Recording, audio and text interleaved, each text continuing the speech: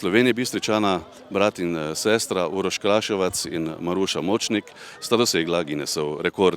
V 3 dneh sta z malo jadrnico prejadrala 360 navtičnih milj po Jadranskem morju. Za njo so v Slovenije Bistriškem športnem parku pripravili sprejem. Samo idejo smo dobili iz podjetja Seascape, od menja menedžerja. Oni so imeli isto varianto že enkrat prej z Ivico Kosteličem, da bi isto izvajali, takrat se pač ni šlo. Zdaj pa, ko je bila korona, so nujno rabili nek PR material, da se nekaj dogaja, je dal idejo, jaz sem bil pa dosti neumen, da sem jo primal čist tak. Kar se priprav tiče, sva rekla, kar se opreme tiče, sva vzela fajn z rezervo, predvsem hrane, to sva rekla, da je rajš mava preveč, pa sva neke normalne volje, kot da sva lačna drugi dan, ker sva definitivno skregala. Kar se pa prav jadralne priprave tiče, pa tega sva pa rekla, da čim manj, glede na to, da bom mogla 3 dni sedeti v tej barki, sva rekla prej čim manj na vodi v tej barki, da bo tistih 3 dni čim lažjih. Vemo, da vam izzivov ne manjka, pred vami je zares velik izziv. Želite jadrati čez Atlantik, nam lahko poveste nekaj besed o tem projektu? To je bila osnovna ideja in ko je prišel ta Guinness rekord ven, smo to izkoristili kot začetek projekta. Pač vseeno je lažje, če začneš z nečim pa z malo prepoznavnosti.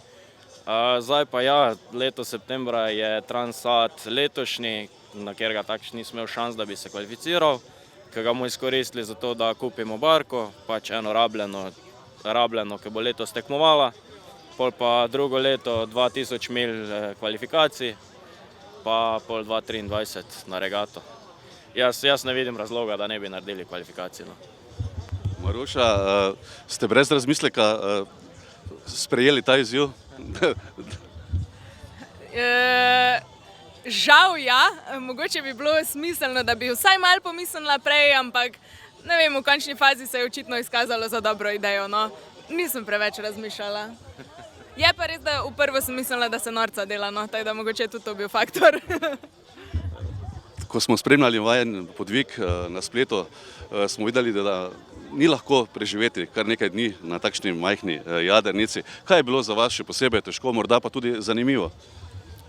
Mislim, da najtežje je bilo to, da sva bila v bistvu skozi mokra, da naj jo je mičkeno bolj zalivalo, kot sva pričakovala, tako da so bila vsa oblačila mokra, vsa oprema je bila mokra in sva jo uspela tu pa tam za kako uro posušiti, pol je prišel pa naslednji veter in je bilo spet vse mokro. Ampak to, ne vem, pač nekako spada k jadranju, zdaj ko je že mimo, se nama ne zdi več tako grozno, se mi zdi. Glede na povedano, torej lahko v prihodnje še pričakujemo kakšen takšen podvig? Zdaj konkretno o tem še nisva razmišljala, mislim, da je tudi še malo prehitro. Sem prepričana, da ko se bo malo poleglo, bo tale prišel s kako novo genialno idejo ven. Če ne pa imamo v vsakem primeru naslednji vikend tale Seascape Challenge, o katerem sva prej govorila, se pravi 24-urno regato po Murterskem morju, na kateri bom jaz nastopila z najino ta tretjo sestro, Uroš pa z njenim možem, tako da bomo celo družino pokrili z 2 leyline ekipama in po mojem bo tudi ful fajn za spremljati, no. Sestra Urša Križanec je za rekorderja pripravila posebno presenečenje. Preden znorim, si zaželim drobnih stvari, veliko burje, vetrovi ti nesejo me v Dubrovnik moj, kjer bom nocoj. Spominjam se,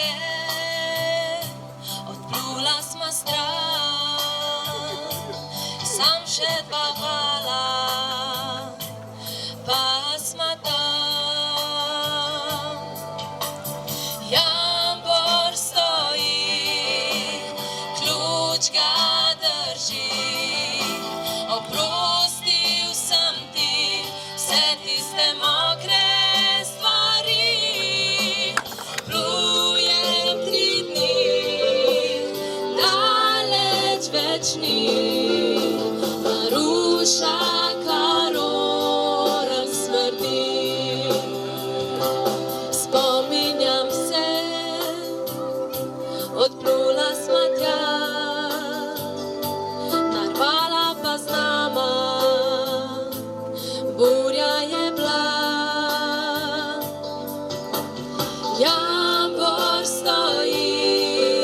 še zmeraj stoji. Oprostil sem ti vse tiste mokre stvari. Plujem 3 dni, daleč več ni.